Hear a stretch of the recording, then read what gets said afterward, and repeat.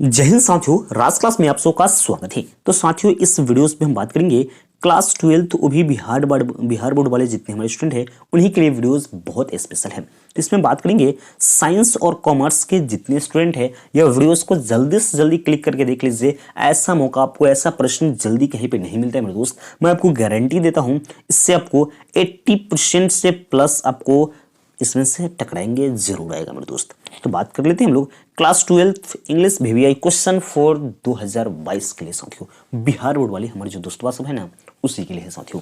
ठीक है, तो इसमें बात कर लेते हैं हम। मैंने पिछले वीडियोस में 5 प्रश्न के बारे में साथियों बात किया है।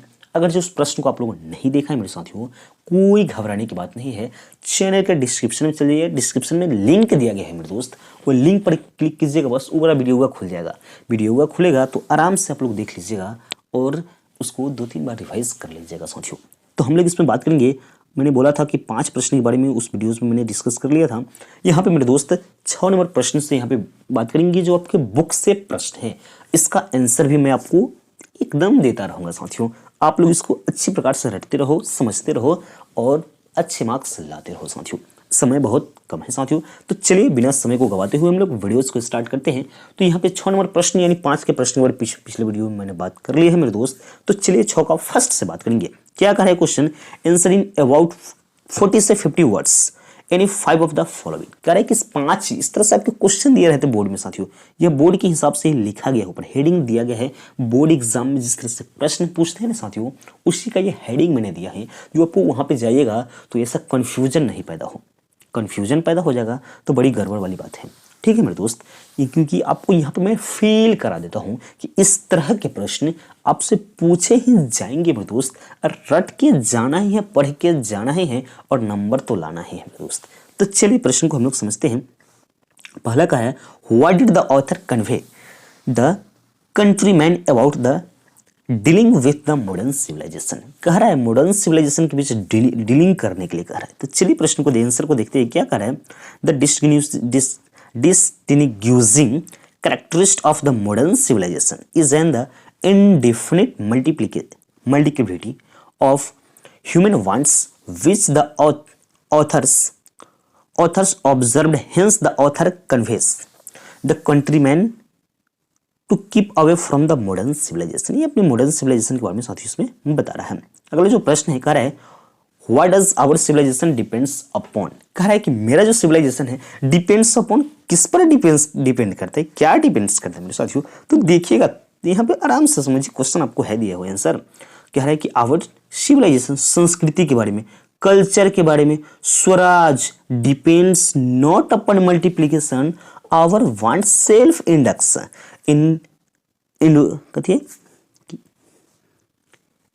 Self intelligence but upon resting one to the self dinner.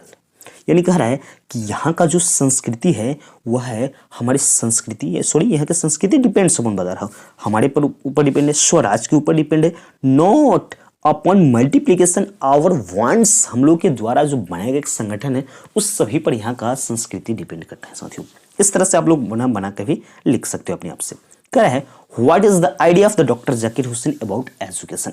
यानी कह रहा है कि जो डॉक्टर जाकिर हुसैन जी थे उनको एजुकेशन के प्रति क्या आइडिया था उसके बारे में इस पे आपको इंडिकेट करना है साथियों। तो चलिए देखते हैं आंसर को। In doctor Zakir Hussain about the education, यानी डॉक्टर जाकिर हुसैन जो थे ये एजुकेशन के बारे में कहते थे, it is the prime instrument of the nation purpose. यानी कह रहा है कि एक संस्कृतियों किसी देश की आर्थिक व्यवस्था को सही करने का एक इंस्ट्रूमेंट है। जैसे गनमा बजाने के लिए इंस्ट्रूमेंट होता है ना, बॉक्सवा, वह JBL वाला आप लोग बजाते हैं ना, उसी तरह से साथियों कह रहा है यार। क्या कह रहे हैं यहाँ पे, जो हमारे एक रह चुके हैं प्रधानमंत्री डॉक्टर जाकिर हुसैन के आसपास, तो एक क्या कह रहा है कि एक प्राइम इंस्ट्रूमेंट है किसके लिए, ऑफ नेशन पर्पस, राष्ट्र को संभालने के लिए, सुधारने के लिए एक इंस्ट्रूमेंट है, बाजा है। एंड द नेशनल कैरेक्टर्स, यानी यहाँ के संस्कृति के लिए साथियों। चलिए अगला प्रश्न को देखते हैं हम लोग। On what occasions did doctor Zakir Hussain deliver this speech. यानी कह रहा है कि डॉक्टर जो जाकिर हुसैन थे उनका स्पीच था भारत इज माय होम, यानी इसके यानी भारत मेरा घर है। उसके बारे में। तो ये कब यहाँ पे स्पीच दिए थे और किस लिए प्रेसिडेंट, यहाँ पे देखेंगे हम लोग। क्या कर रहा है, doctor Zakir Hussain was the delivered his speech in 1967 यानी 1976 में, after talking the oath as the president of India. President of India राष्ट्रपति के थ्रू यहाँ पे उन्होंने दिया था भाषण, राष्ट्रपति थे एक बार।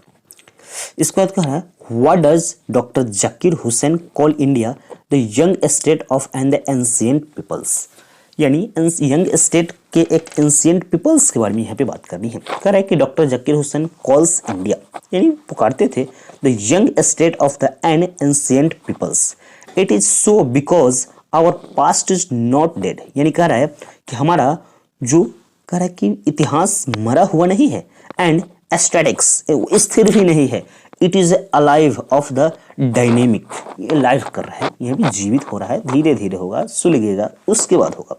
कह रहा है our ancient culture is alive and we can make our future, ये हमारे आपस में एक संगठन के थ्रू चल रहा है और आने वाले समय में एक फ्यूचर में बड़ी भूचाल लाएगा। Future on the basis of the our ancient peoples blessing, यानी हमारे पूर्वजों के द्वारा यह एक हम लोग को वरदान मिला है कि इस देश को आगे बढ़ाना है साथियों। अगला प्रश्न है, व्हाट फॉर नानू काका हैज कम टू दिल्ली, ये नानू काका वाला बड़ा कमाल की चैप्टर था साथियों। आई हैव यानी इसका था नानू काका वाला जो था ना बहुत कमाल का था, इसका समरी आप लोग बहुत इजीली याद कर लेंगे, ठीक है। पिंच ऑफ सन ऑफ है, मनोहर मालवणकर जी हैं। तो क्या है इसका, तो नानू काका हैड कम टू दिल्ली, यानी दिल्ली से आए थे कहला, तो टू मीट सम मिनिस्टर, यानी मिनिस्टर से मिलने भेंट करने के लिए वो दिल्ली से आए थे। तो चलिए अगला प्रश्न को हम लोग देखते हैं 7 नंबर, व्हाट इज देयर प्लीज्ड, क्या है भाई मेरे दोस्त, their pleased is the no march ahead and the never to turn back, back पीछे जाने के लिए नहीं करे march, they can never be satisfied until they get their rights and tills they wish march for the freedom of the justice and go ahead, यानी अपना लीजिए और आगे बढ़ते रहिए। आगे प्रश्न है, what CB wonders about the town, यानी टाउन के बारे में सीबी का क्या है आश्चर्यचकित के बारे में, उसके बारे में बताना है साथियों। कह रहा है it was Seibei hobby to wander about the town almost daily looking for the gourds, यानी कदुआ खरीदने के लिए। ये दोस्तों जो था ना सीबी बड़ा चालाक था, जो सीबिया था ना, इसको सीबिया करके याद कर लीजिएगा, याद हो जाएगा जल्दी। जो सीबिया था ना बड़ा चालाक था, ये जो लौका होता है ना, लौका कदुआ जो कहते हैं, उसको खरीदने के लिए घूमता था डेली। वही कह रहा है he was the deeply interested, बहुत इंटरेस्ट था इसको, डीपली पूरी इंटरेस्ट था in buying and the collection, यानी उसको खरीदना, उसको जमा करना, it from the market and the arranged it on the wall of his house, अपने घर में छुपा छुपा कर रख देता था। अगला कह रहा है प्रश्न 9 number, what made Seibei hearts beats faster, hearts beats faster क्या है भाई देखिए। तो when Seibei was the examining the gourds suddenly he caught sight of the one which was about 5 inches longs, एक 5 इंच का लॉन्ग उसको मिल गया, कद्दू मिल गया। कह रहा है some things about is made Seibei heart beats faster, एकदम हार्ट बीट्स फास्टर हो गया ये तो। फिर कह रहा है 10 number, why did Seibei father react to the teachers complaint, इन टीचर को कंप्लेंट करने के बाद उसके पिता का रिएक्शन का होता है, वो करके देख लीजिए ना।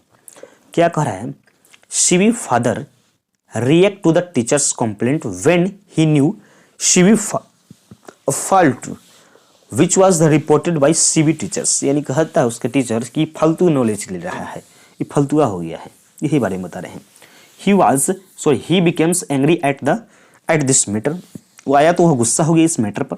क्या हुआ, as soon he heard, यानी सुनने के लिए he grabbed his son by the collar and gave him a sound beating, collar पकड़ के धो डाला अपना लिखवा के।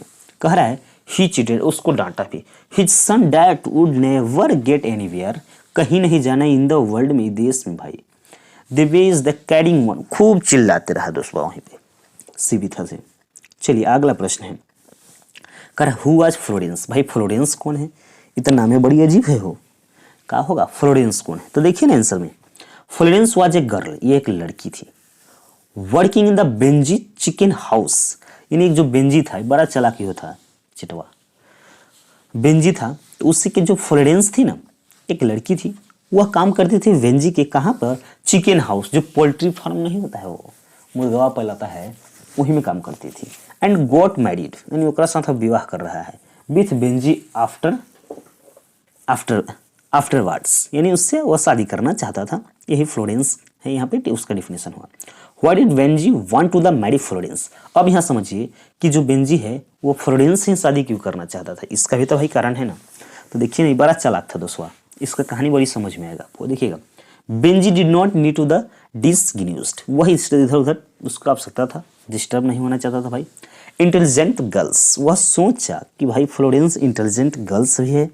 ही नीडेड अ वुमेन, उसको एक औरत की भी जरूरी है, to help him in his work, उसके काम में हाथ बटाने के लिए एक औरत का होना बहुत जरूरी है। ऑफ द पोल्ट्री फार्मिंग, अपना कह रहा है उस शादी कर लिया कहला कि ओकर मुर्गी उर्गी के पालेगा, वो अमीर आदमी बनेगा। पोल्ट्री फार्म के लिए, पोल्ट्री फार्म में वो काम करेगी। कहला कि इसके साथ काम कर चुका था, एक्सपीरियंस भी बेंजी इसको फ्लोरेंस को हो चुका था, तो ये सोचा कि इसी से कर लिया जाए, पैसों बच जाएगा और पोल्ट्री फार्मिंग भी चलता रहेगा। ठीक है, यही कह रहा था। सो ही डिसाइडेड टू मैरी, यानी लास्ट में वह अंतोगत्वा वह डिसीजन कर लिया कि अब एक से करेंगे शादी। तो इसी तरह से ये आप लोग बना के इसको लिख दीजिएगा, इस भाषा को समझ जाइए ना, बड़ी कमाल की है साथियों ये सब क्वेश्चन सब। चलिए अगला प्रश्न है, what was the role of fire in our development, यानी आग को आवर डेवलपमेंट में रोल्स क्या है मेरे दोस्त।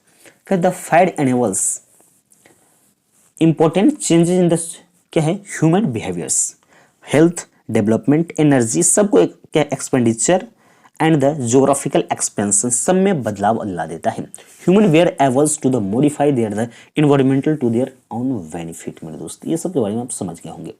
अगला है 14 नंबर प्रश्न है, व्हाट डज चोकोव, यानी नाम भी गजीब गजीब के है दोस्त, से about Lomov father and the grand father.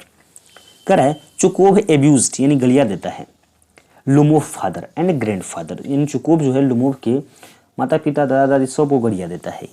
He said to him that the grand father would drink like a fish and his father was the gambler, यानी जुआरी भी था। And he took like a pig while eating, यानी ये सब खूब अय्यासी वाला था दोस्तों सब। चलिए अगला प्रश्न को देखेंगे, what is the theme of the poem. The theme of the poem is the oneness in the universe, all human beings are one, the each of the so as much part of the nature in the ls। अगला प्रश्न है 16 number, क्या है, how did human life becomes the measurables, क्या है human growth, यानी human grow old, यानी ये ग्रोथ कर रहा है। In world age they becomes inactive and weak, यानी यह कमजोर भी है उतना एक्टिव भी नहीं है। They are cut off from the society, हटते जाता है। They are the lonely and the miserable है मेरे दोस्त। चलिए अगला है 17 नंबर प्रश्न है, how are autumn and the summer related to the spring. Autumn and the summer are related to the spring as old age and youth are related to the advances. अगला प्रश्न है 18 नंबर, क्या कहा है, why does the poet call Macavity of the mystery cat, यानी Macavity of the mystery cat क्या होता है उसके बारे में समझ लीजिए। The poet calls Macavity a mystery cat because he can commit any crime and is able to disappear from the scenes leaving no trace behind है। अगला जो है 19 नंबर प्रश्न है, What is the Macavity terms in the criminals? Criminals का terms किस तरह से ले लेता है। Macavity is the terms of criminals because he commit all the sorts of the crimes.